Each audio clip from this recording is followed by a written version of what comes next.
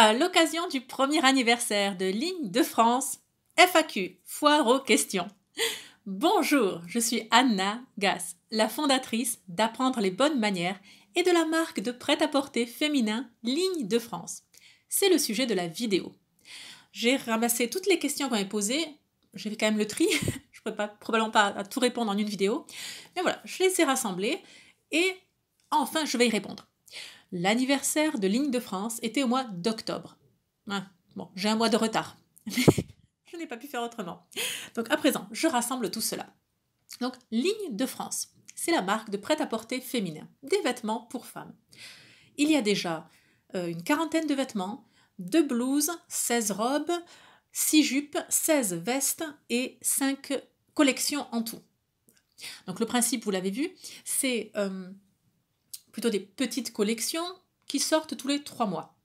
Voilà l'idée. Pourquoi ? Pour plusieurs raisons. Cela permet de répartir sa trésorerie sur une année. Deuxième chose, cela permet de coller aux saisons. Voilà. Troisième chose, cela permet un réassort. Lorsque quelque chose fonctionne bien, on peut plus rapidement passer commande, on n'a pas nécessairement besoin d'attendre une année entière, en tout cas 8 mois. Bon. Et cinquième avantage, presque nécessité, c'est le monde d'Internet, sur lequel je suis depuis plus de 8 ans. Monde qui exige la nouveauté. Quand je publie quelque chose, au bout de 24 heures, c'est vieux. Vous vous rendez compte ? C'est d'autant plus avec Instagram. Tout post, toute publication au bout de 24 heures est déjà vieille. Donc en fait, je ne pourrais pas tenir 6 mois sur une même collection. Voilà. Donc, alors, également, ça les plus petites séries par rapport à ça, les collections sont plus petites, mais en tout cas, c'est le principe de fonctionnement. Donc, Ligne de France, ça s'adresse aux femmes, voilà, jeunes femmes et femmes. Les tailles vont du 34 au 48. On se veut sur un style donc, chic, élégant, coloré, pas de noir, pas de jean, on est sur quelque chose de classe, élégant, donc il n'y a pas de débraillé, de troué, de vulgaire, de grossier, de provoquant, de sexy, de glamour, c'est pas le registre, voilà. C'est une marque qu'on va appeler de French Modest Fashion. La modest fashion est née aux États-Unis avec plutôt les protestants, les évangélistes, etc. Et en fait, la modest fashion a traversé l'Atlantique et en arrivant en France, c'est la religion de l'islam, c'est les musulmanes qui ont adopté la modest fashion. Voilà, alors, vraiment adopté, c'est un bon mot. L'ont converti, adapté à leur quotidien. Et donc là, il s'agit plutôt de la modest fashion pour les chrétiens. D'accord ? Alors ça, c'est une définition pour les Français. Parce qu'en fait, si vous passez la frontière et que vous allez en Pologne, ma marque de vêtements, elle est juste normale. Voilà, parce qu'on s'habille d'une façon modeste. Pas tout le monde, évidemment, mais avoir des vêtements... Je suis une Instagrammeuse qui a une marque de vêtements en Pologne, sur le thème de l'Espagne, vraiment l'empreinte espagnole, mais donc le soleil, elle l'amène en Pologne. Elle est rigolote, c'est très sympa. Et ça me fait travailler mon polonais en l'écoutant. Et en fait, voilà, elle dit, mais voilà, c'est des vêtements qui couvrent les fesses et la poitrine, hein, c'est tout, c'est bien. Enfin, il n'y a même pas besoin de le préciser, enfin, tellement c'est une évidence. Alors qu'en France, voilà, je m'inscris dans la French Modest Fashion. Donc, marque de vêtements qui a été créée en 2022. En tout cas, la première collection a été lancée en octobre 2022. À vrai dire, vous vous en doutez bien, l'histoire remonte bien en avant. Et oui, ce sont des projets qui mettent des années à se réaliser. Alors tiens, autre question. Pourquoi le nom Ligne de France ? Bon, là, c'est plus long à raconter qu'à réfléchir, parce qu'en une minute, la décision a été prise. Ça aussi, c'est un de mes avantages. Je prends des décisions rapidement. Bon. Mais alors voilà. Je ne voulais pas que le nom de la marque soit Anna Gass. Je ne voulais pas que ce soit associé à moi. Je voulais quelque chose qui me dépasse, un projet plus grand. Bon, de fait, ça n'allait pas être Anna Gass, Anna, avec ça. C'était évident. Deuxième chose. Je ne voulais pas un nom inventé. Vous savez...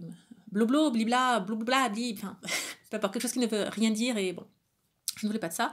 Ça ne fait pas sens par rapport à ce que je veux qu'il soit incarné. La culture française, le patrimoine français, l'héritage, cette lignée que nous avons, qui nous enracine dans la France, voilà. C'est ça qui doit être traduit. C'est l'élégance à la française, vraiment la respiration de la France, qui ne vient pas des podiums de mode, mais bien de la France d'en bas, dans le sens le plus noble du terme. Donc c'est ça que je voulais. Donc de fait, ça allait être un mot qui existe déjà. Ensuite, il s'avère très rapidement que tout est déjà breveté, déposé, etc. Il y a même des gens qui ont déjà acheté tous les mots du dictionnaire, ils les ont déposés en .com.fr, en nom de marque, et bon, soit. Donc je voulais pas racheter un nom à quelqu'un, enfin, c'est pas de sens, quoi. C'est de l'argent jeté par les fenêtres, c'était pas la peine. Donc très rapidement, je vous le dis en quelques secondes, j'ai tout de suite compris qu'il fallait une expression, 2 ou 3 mots. Bon. Et là, j'ai mis le de France. Ça traduit exactement mon message. Voilà, de France, donc quelque chose de France. Et donc en réfléchissant justement, qu'est-ce que je veux, qu'est-ce qui doit être incarné? Et c'est exactement ça, c'est les lignes françaises. C'est revenir à un vêtement qui est épuré, élégant, chic, où la coupe suffit, le vêtement se suffit à lui-même. On revient sur une sobriété et ce savoir-faire, ce patrimoine de la mode française. Voilà. Et donc vraiment ligne, lignage, héritage. C'était cela. Je voulais pas non plus quelque chose soit typiquement féminin, parce que dans l'avenir, on ne sait jamais si on développe une ligne pour une collection pour les hommes ou pour les enfants, il ne fallait pas quelque chose de typiquement féminin. Donc voilà, écoutez, l'expression, ligne de France a été très rapide, voilà, et nous sommes passés au suivant. Allez, on met en place tout cela. Les difficultés rencontrées. Non, je vais pas tout les raconter, c'est pas la peine, c'est pas nécessaire. Il reste que, quelques-unes comme ça, les difficultés rencontrées. Peut-être le plus difficile, c'est au commencement, parce que là, on est rodé en quelque sorte, mais donc au commencement, imaginez-vous, faites un rétro-planning, vous commandez la première collection n'est pas encore sortie, que vous avez déjà commandé la seconde. Et s'il y a du retard, on est déjà sur la troisième. Donc, vous n'avez aucun levier, aucun retour. Est-ce que ce que vous faites, ça plaît? Est-ce qu'il y a de la clientèle? Est-ce que vous n'avez absolument aucun retour? Oui, non, non, oui, rien. Et déjà, vous avez... Alors, et quand je dis planifier, on planifie, on pose l'argent sur la table. C'est pas on planifie comme ça. On a acheté les tissus, on a passé commande auprès de l'atelier de couture. C'est déjà, on a déjà les prototypes, on valide. Enfin, voilà, c'est pas de la planification sur un cahier de brouillon. On a déjà mis l'argent sur la table. Donc, c'est ça qui est vraiment difficile au début, c'est qu'on a mis beaucoup d'argent sur la table et on n'a toujours pas lancé en fait. Donc voilà, donc ça c'est une des difficultés, il faut en passer par là. Donc beaucoup d'argent immobilisé en quelque sorte. Deuxième difficulté dans mon cas, donc je produis pour la France avec des tailles françaises, 34, 36, 38, 40, 42, 44, 46, 48. Et mon atelier de couture est en Pologne, patrie d'origine. Et alors qu'en Pologne, c'est un modèle de lettres, donc de XS, S, M, L, XL, etc. Et en fait, là aussi on voit la couture française. Voilà. En France, on est beaucoup plus sur le sur-mesure. C'est-à-dire qu'en fait, une taille de lettrée correspond à 2 tailles françaises. Donc le S correspond à du 34-36, le M à du 38-40, bon, etc. Et donc, alors, on communique avec la Pologne, c'était pas la question. C'est juste que voilà, il y a quand même ce temps d'adaptation, de rodage, d'équilibrage, voilà, pour faire une gradation française.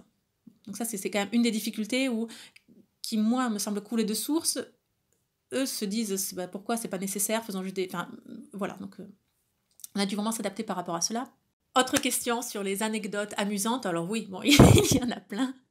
Bon, par exemple, lors des shootings, vous vous doutez, alors les catalogues de la Redoute ou des Trois Suisses se sont photographiés à la Réunion, aux Seychelles, aux Bahamas, bon, très bien. Sauf que nous, on ne peut pas prendre nos clics et nos claques et nos valises et aller à Punta Cana, en Martinique, aux Bahamas, en plein hiver, pour faire quelques photos. Non, on fait avec les moyens du bord. C'est une petite marque après tout. Et donc là, la collection d'été est shootée, photographiée en plein mois de février. On est désespérément en recherche de fleurs. On est dans la forêt de Chiberta, c'est la forêt, on habite sur la côte basque. Donc la photo de pin, voilà, moi ça fait plus été. Les températures sont glaciales, alors que moi je suis en petite manche, toute joyeuse. Donc voilà, ça c'est une chose. Et à l'inverse, vous vous doutez bien, la collection d'hiver est photographiée au mois d'août, quoi. Donc, on dégouline, enfin, je dégouline. Et donc je deviens rouge, j'ai un teint bronzé, allé, on est à la plage, quoi. Et là, il faut trouver. Alors, les couleurs automnales, on peut, avec la vigne vierge, il y en a. Il y en a, on a déjà repéré nos endroits, on peut. Mais en tout cas, cette, le calendrier fait que, voilà, on a toujours à peu près 6-8 mois d'avance. Bon, voilà, donc on fait avec les moyens du bord et c'est amusant. Après, ensuite, est-ce que... donc moi, en fait, lors des shootings, je ne porte pas des lunettes. Et donc, je suis myope, je ne vois pas de loin. Donc même s'il y a des gens qui nous regardent, je ne les vois pas. Donc en fait, c'est très agréable. Je ne suis pas incommodée. Puis après, les gens sont très gentils, adorables. Ils voient tout de suite que c'est pas juste Instagram, quoi. C'est un shooting de vêtements.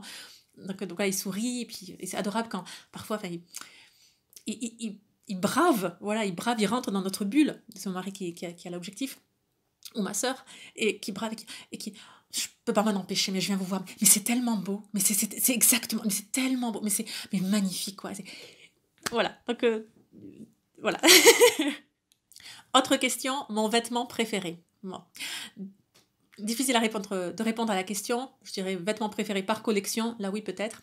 Qui d'ailleurs ne correspond pas forcément au vêtement le plus porté, qui est aussi différent. Mais alors là, je pense, bon, elle est vraiment dans l'absolu. Ce serait la veste Elisabeth en jacquard. Avec ce damassé doré qui capte la lumière, le jacquard. Pour un tout, parce qu'en fait, j'ai cherché ce tissu, mais alors je l'ai cherché, waouh.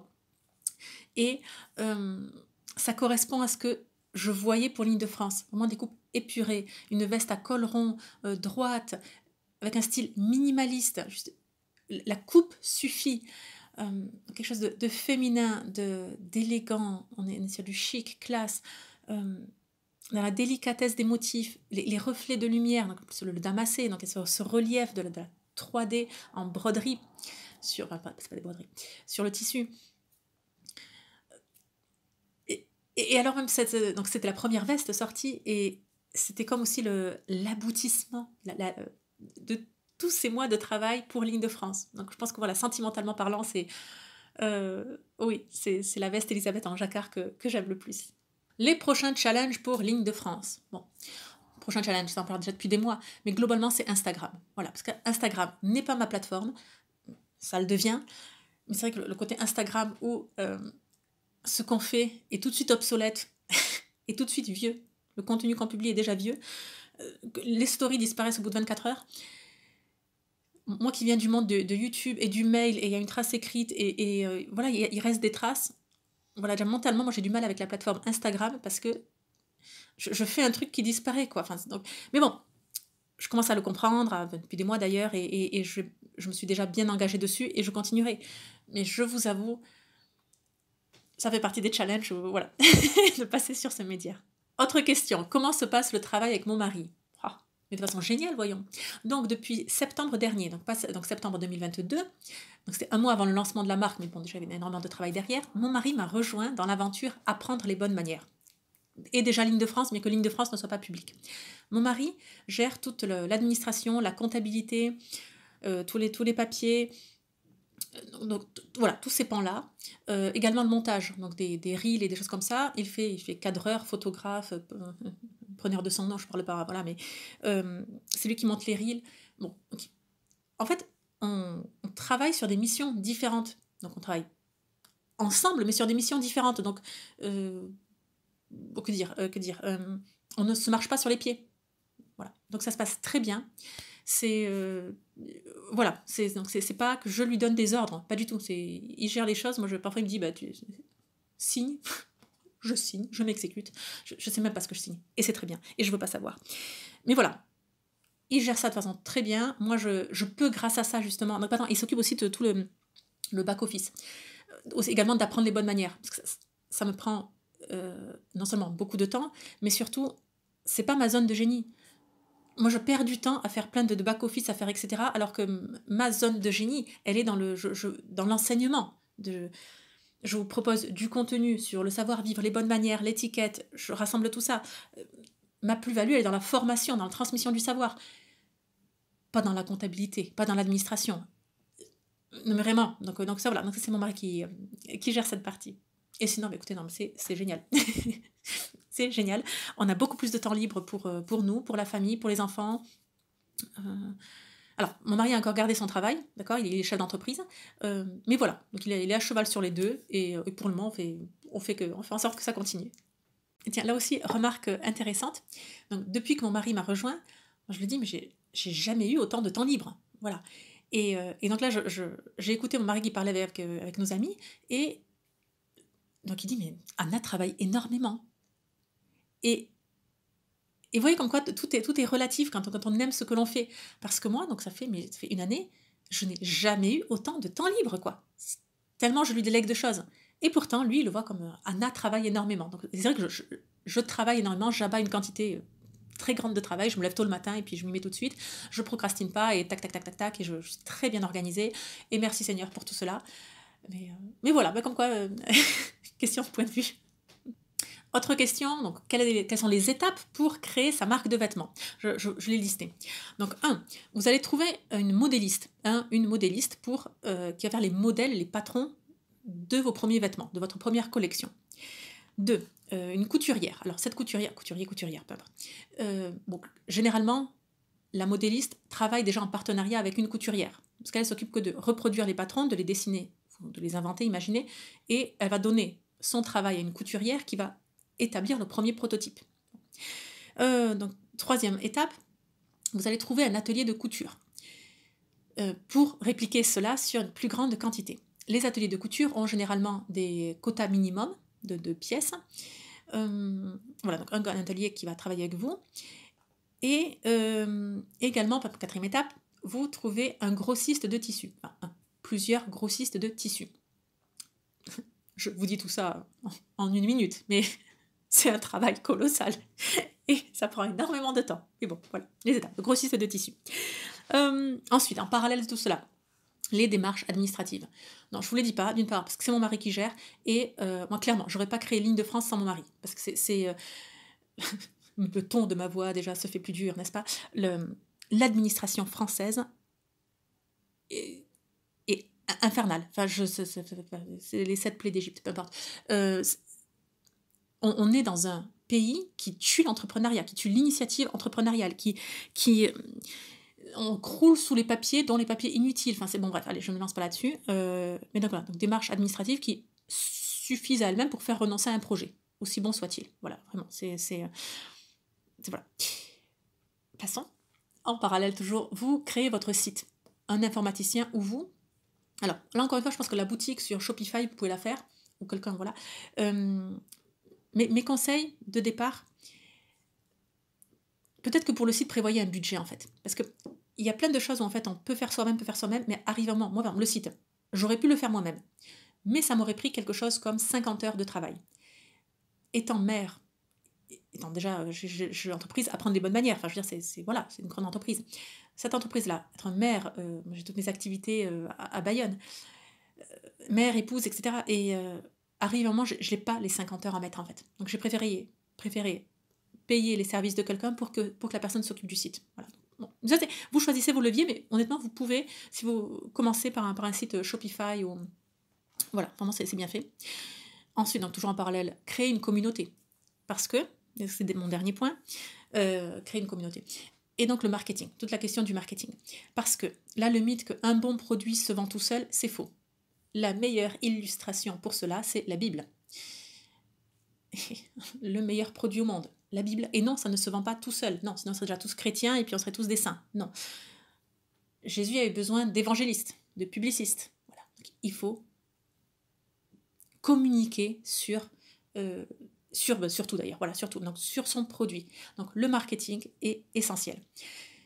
Et donc voilà, c'est je veux dire, sans client, votre marque, elle vaut rien, très, très clairement. C'est bien. Aussi bonne soit-elle, les produits peuvent être de super qualité, et ça, de super produits, mais en fait, voilà. Donc voilà les étapes. C'est beaucoup de travail, mais c'est possible. Autre question, pourquoi avoir créé Ligne de France?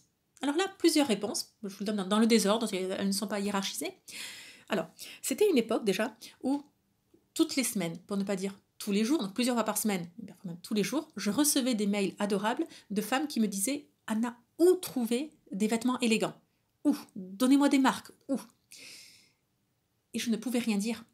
C'est-à-dire que je ne cautionne aucune marque à 100%. à part, femme à part. Vous regarderez sur internet femme à part, shop femme à part. Donc, mais voilà, mais sinon, écoutez, non, on peut, à force de chercher, trouver une belle jupe ici, une belle robe ici, etc. Donc des vêtements élégants, décents, féminins, d'accord. Mais sinon, c'est extrêmement limité. Donc, et vous voyez bien qu'il y a un immense problème, mais pour moi comme pour les autres femmes, d'accord, mais où trouver des vêtements élégants? Et c'est même pas une question de prix, mais juste, mais vraiment, est-ce qu'il y en a, quoi? Bon. Donc c'était la solution à ce problème-là. Deuxième chose, cela faisait déjà 5-6 ans que j'avais à apprendre les bonnes manières, et je ne dis pas que j'ai fait le tour, pas du tout, mais j'aspirais encore à un échelon de plus, voilà, encore à élever cela à un autre niveau, à aller encore plus loin dans la restauration de la France par l'élégance. Voilà, ça, c'est vraiment mon message. Je suis une convaincue que la France se relèvera, enfin elle va chuter, elle n'a pas encore fini de chuter malheureusement, mais une fois qu'on aura atteint le fond, la France va se relever. Les Français, les Françaises, nous allons relever le pays, fille aînée de l'Église. Et toutes ces petites démarches du quotidien, des petits Français, j'appartiens aux petits Français, c'est ça qui va faire la différence sur le long terme. Et voilà, moi avec je préserve, je suis la gardienne du savoir-vivre français, de l'étiquette française des arts de la table. Et il s'agissait d'apporter encore plus, d'élever encore cela, donner plus de pouvoir à cela. Et l'élégance vestimentaire est géniale. Voilà, ça me permettait d'avoir encore un plus grand levier de manœuvre et que bien plus, enfin, que des centaines et des milliers de personnes puissent également entamer leur chemin d'élégance. Donc voilà, c'est un besoin aussi de nouveaux défis. Et donc juste pour dire, le relèvement de la France viendra d'en bas, ne viendra pas d'en haut, hein, pas des podiums de mode en question, voilà, ou pas de nos politiques. Non. Et quelle était la conséquence de tout cela? Donc j'ai développé Ligne de France et je suis d'autant plus tombée amoureuse d'apprendre les bonnes manières. J'aime mes petites fourchettes, mes cuillères, les arts de la table, mais j'aime tellement cela. Mes manuels de savoir-vivre des années 20, poussiéreux, où les pages tombent en ruine. J'aime savoir comment s'habiller pour une balade en forêt dans les années entre les deux guerres, en Pologne ou en France. Moi, je raffole de cela. Donc, je suis d'autant plus retomber en amour avec le savoir-vivre et la transmission du savoir-vivre français et étranger. Donc, longue vie à apprendre les bonnes manières et à Ligne de France. Dernière question, si vous êtes encore là, sur la collection hiver 2023. Collection faite, alors, qui devait être une collection de Christmas Collection. Bon, alors, parmi aussi donc, les péripéties. À vrai dire, j'ai changé d'atelier de couture. J'ai fait 5 collections avec un et ensuite j'ai changé d'atelier. Pourquoi? Pour plusieurs raisons. La première, c'était, qui sont dans le désordre, les raisons. Un, c'est les retards. Les retards. C'est-à-dire que on prévoyait un calendrier. Moi, je prévois de la marge. Quand je vous dis je prévois de la marge, c'est pas 2 semaines. Je prévois 2 mois de marge. C'est pas respecté. Et ensuite, même si, heureusement, la qualité, elle était toujours là. D'ailleurs, c'est pour ça que tout allait bien, quoi. Mais voilà.